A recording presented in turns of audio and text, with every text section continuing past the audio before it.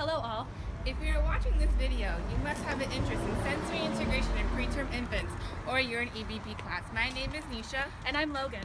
Let's turn to our colleagues for more information. Hello, I'm Oprah. Hi, I'm Logan. Isn't that a girl's name? It is, but boys can have it. Okay. Hey you, guess what? What? I read this article about sensory integration. Oh yeah? What's it about? It's about how individualized sensory integration interventions is effective in improving sensory processing disorders in preterm infants. So where'd they get these 68 babies from? Well, 34 babies who were born after 36-week gestation made up the control group. They aced their test of sensory function in infants, the TSFI, and received no interventions. So that means 34 babies born before 37 weeks gestation made up the treatment group? Yes, that's exactly right. Those 34 babies took the TSFI at the same time as a control group, had interventions developed and implemented by an OT PhD student, and then did the TSFI again. Their therapy was conducted once a week for 45 minutes for a total of 8 weeks. Hold up. What's the TSFI and what does all that mean? The TSFI assesses 5 areas of sensory processing skills. Results show that preterm infant scores improved in areas of reactivity to tactile deep pressure, adaptive motor functions, visual tactile integration, ocular motor control, and reactivity to vestibular stimulation following intervention. That sounds awesome. How do I become a part of this? Well, you can't for the study. It's all done, but babies in the study were included if they were either term infants born after 36 weeks or preterm babies born before 37 weeks. They all had to be 7 months at assessment, who lived with their families and had a normal hearing and visual screening results. That means babies with major congenital abnormalities, systemic diseases, neurological problems, and physical or mental development or delays weren't included in this, right? Right, but it also means that there was no contamination between groups because the control infants did not receive any intervention at all. And the groups are equal at the start because their families had similar makeup and their moms had same education levels. But don't preterm babies sometimes have other difficulties and need other types of therapy? Yes, they do. And they age 2 months during.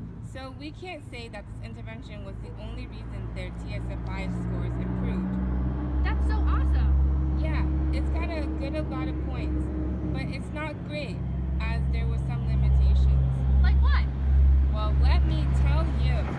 The length and timing of interventions, the non-blinded status of the researcher, and as well as exclusion criteria and demographic characteristics limited this research study. Oh yeah, it seems like the exclusion criteria may limit the generalizability of the results found. Preterm babies are often diagnosed with many co-occurring developmental delays and deficiencies, so by excluding them from this intervention, the researchers limit the application to preterm infants in general.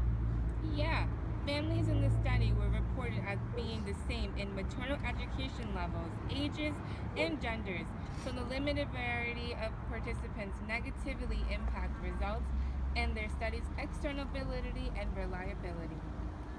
This study was considered a level 2 evidence case-controlled pre-test post-test. But what does that all mean?